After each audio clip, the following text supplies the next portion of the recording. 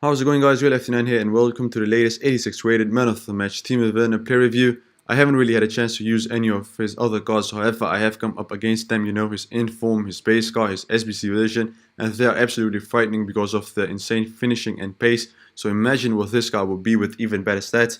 He has got an exceptional 93 pace, 88 dribbling, and 87 shooting. Defending and passing really doesn't make a difference, and his physical doesn't look the greatest as well. But we look further into that when we look at his in-game stats.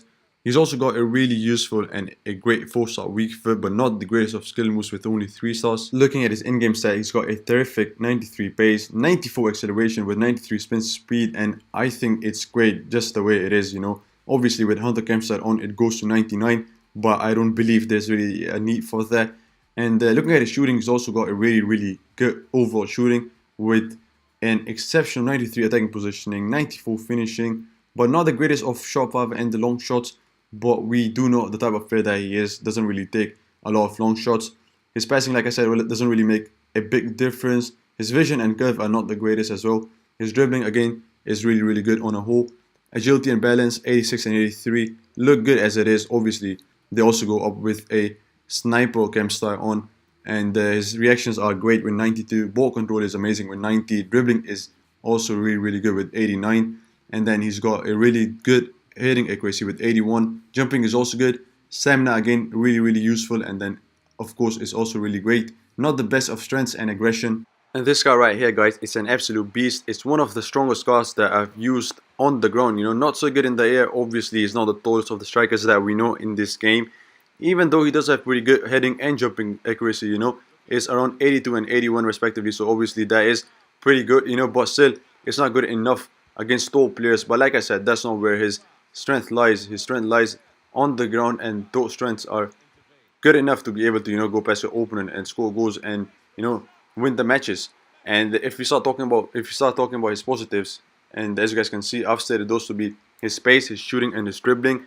And starting off with the pace, I've always believed that if the base card has a strong pace, if it has a high pace, obviously that means that that card is really good. It's really pacey, and obviously agility and balance make it much better. So this card right here has pretty good pace, 93 already as it was on his base card, and it's still 93 on this one, so that's great. Obviously you can boost it with the campsite, but as I said, if you have good pace on your base card, then obviously you are a really pacey player, and this guy right here is explosive. He's really rapid when it comes to pace. His shooting is really good as well. His finishing is amazing. Low driven shots, they really go in at the back of the net, and he's also 4-star skill. He's also 4-star weak foot, so that's great as well. He doesn't have the best of the long shots. I did add some tries, but obviously they didn't go in. It's around 74, I think, so obviously you don't expect him to make those long shots. His dribbling, again, is pretty good. Not the best of the composures, 77, which does make it a bit hard for the player to, when he's close to defenders, because I think he does lose a bit of balance and agility when he's close to the player with that low, with that low composure. But on the whole, the dribbling is great as well. And talking about his negatives, I think these 3 are pretty big. Not so big when it comes to composure, but again, strength I think is pretty big because he doesn't have the best of the strength. So at times it's really easy for the opponent to be able to take the ball away from him.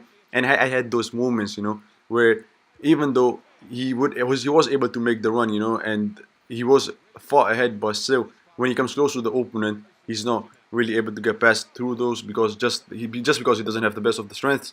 Skill moves, again, not the best, only 3 stars.